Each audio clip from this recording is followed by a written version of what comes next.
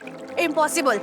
अरे वो हमरे आँखी के सामने बा, देखो मेहरारू के साथ ही मेहरुआ प्रेग्नेंट बारे। नो नो मम्मी, आदित्य चंद कबो ना कर सकेला। अरे हेलो हेलो, बहुत मिस केले बानी तोरा के, बहुत। दे दिया माई बाबूजी के बाद तू है हमारा के समझ लो। आज हम जो कुछ भी बानी सिर्फ और सिर्फ तारा वजह से बानी दीदिया।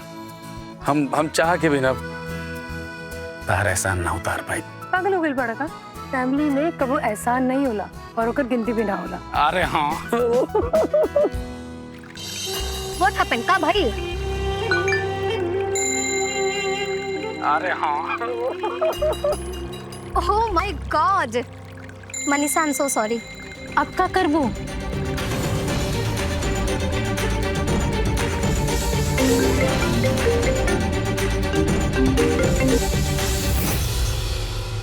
हाँ मनीषा बोला। Aditya you cheater, you bastard. दिमाग तो ठीक बना। वॉच, अगर वो मेहरारू का नाजायज बच्चा हमनी के घर लाई बना तो खुला के काट काट के टुकड़ा टुकड़ा के कुत्तन के खिया दे। तारा हम आराम से कॉल करब, बात करते हैं, बिजी बानी तनी। अगर वो मेहरारू घर आ जाए तो तोहर मिसेस ठकुराइन बने के सपना खत्म हो जाए। उनका नाजायज संतान ठाकुर एंड सन्स के वारिस बन जाए। ना हम ऐसे ना के होके दे।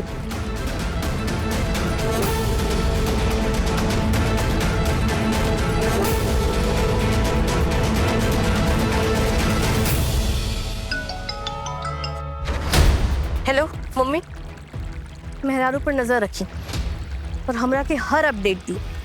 हाँ ठीक बा।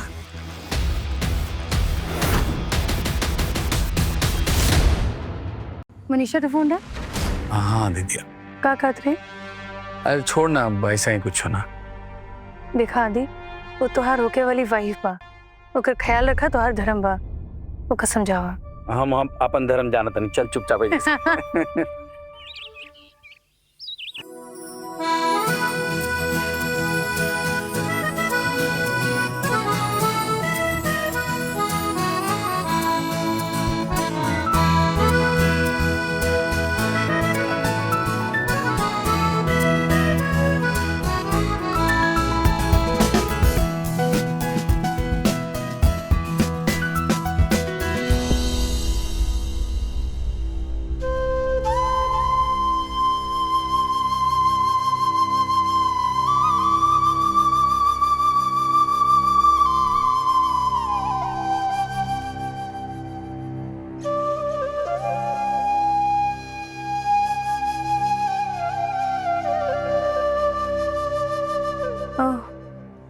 घर तो एकदम वैसन बा जैसन हम छोड़ के गए रहे हैं। सिर्फ एक घर ना दीदी, तार कमरा भी ठीक हो ऐसा नहीं बा जैसे तू छोड़ करके गइल रहो। चलो जा। अच्छा आदित्य, एक बात बताई। कहो। तो हर शादी के बाद मनीषा के बुरा तो ना लगी अगर हम यह घर में रहा था? कहा दीदी कुछ हो कहा तारो, तहार घर ही मनीषा से पहले है, बाद में मनीषा आइल बाड़ी। अकाय बुरा लगी ओकरा के कुछ बोले लगलू। हाँ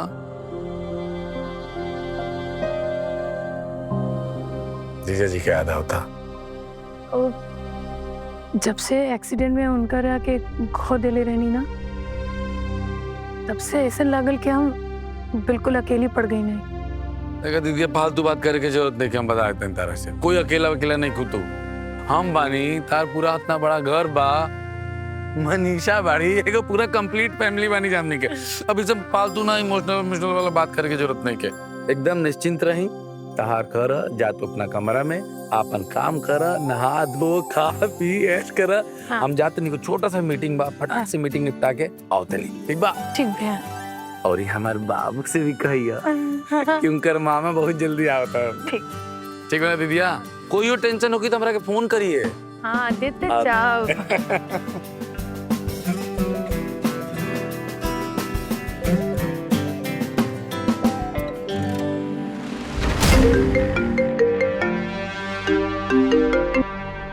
हाँ मम्मी।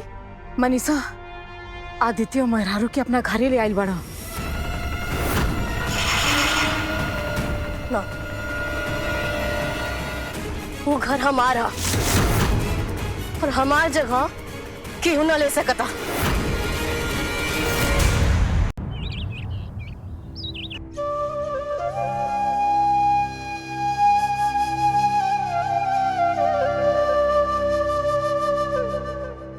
मनीषा, ये ठाकुर खानदान की निशानियां आदित्य के जीजा की मौत के बाद कंपनी का बहुत बड़ नुकसान हो गई। एकरा के 1000 करोड़ में गिरवी रखे के पड़ल। आज हम एकरा के 1200 करोड़ में खरीद के लायल बानी। ठाकुर खानदान के ब्लू डायमंड हार। मनीषा, अभी तोहार गिफ्ट है।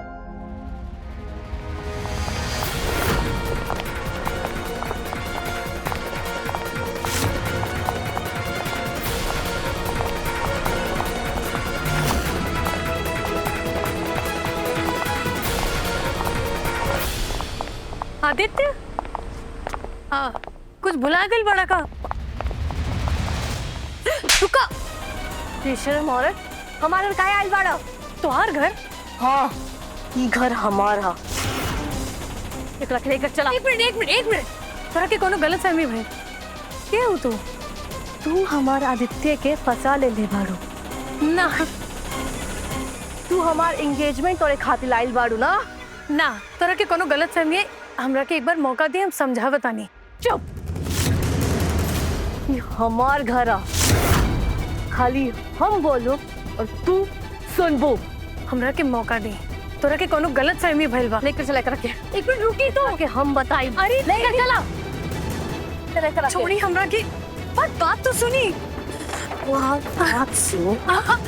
ये का कर रहे हैं बड़ो? एक बार बात तो सुनिए हमार। आज हम ऐसा क्या करो आप फिर वो लोग जो करत नहीं गलत है। अब तो कुछ नहीं कर पाएगा बास्टर्ड। एक मिनट, तोरा के कोनो गलत फहमी हो रहल बा। गलती? हाँ? तू हमार घर में हमार जगह ले ले खातिर आए वालू।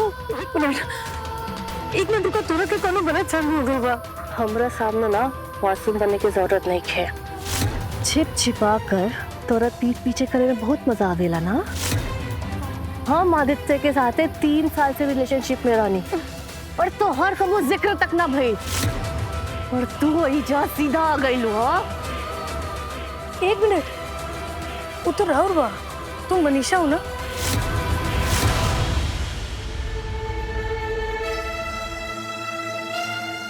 ओह माय गॉड, एकरा के हमार नाम मालूम बा। आदित्य से पूछ ले बाड़ू ना सब। हम आदित्य के मंगेतर बानी और हमरा ओकर रखेल के बारे में ना मालूम रहे। ना, तोरा के ना पता। तू ना जाना तारू कि हम के हैं। मनीषा, एक मिनट, हम तोरा के समझावत बानी कि हम के हैं। चुप चुप एकदम बास्टर्ड।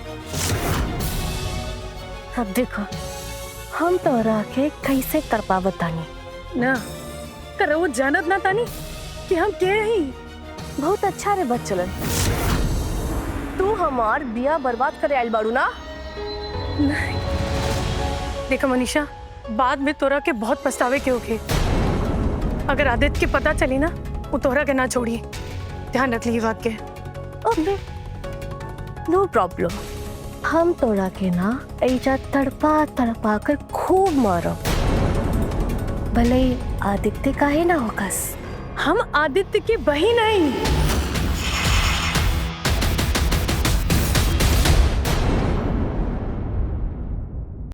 का कहले?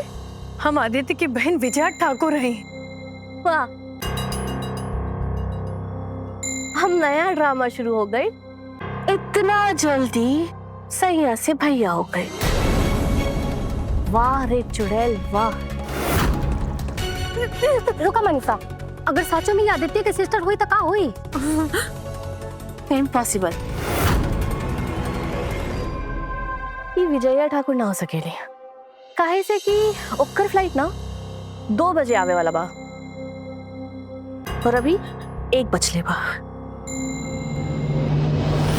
करते ठीक से देखी ये कौन एंगल सा? विजया ठाकुर है।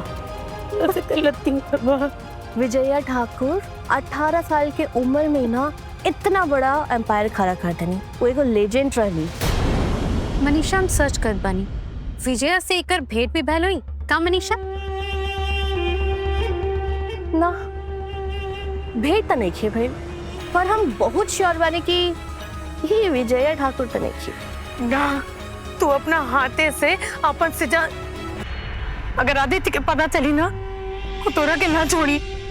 कहाँ खोल रहे दुख करी क्या औरत? हाँ, हमरा के धमकी देत बड़ा। रुको हमारे पेट में बच्चा बा। हम ही लड़का के ना ये जन्म में ना हो दे। पुट्टा क्यों हमारे बच्चा की छुए की कोशिश करी ना तो हम छोड़ो। बहुत हिम्मत बारे का तोरे में। तोरा तो ये भी मालूम बा कि बच्चा के बाप के हा जकरे साथे सोए ले वही के को ब्लैकमेल करे ले। हाँ, ये बच्चा के यूज करके आदित्य के पावल चाहत बारू ना। बताओ ना, इसने फंसा बताएगा लोगों को अपन पेट में बच्चा दिखा दिखा के। आदित्य के भी ऐसे फसले पड़ेगा तू।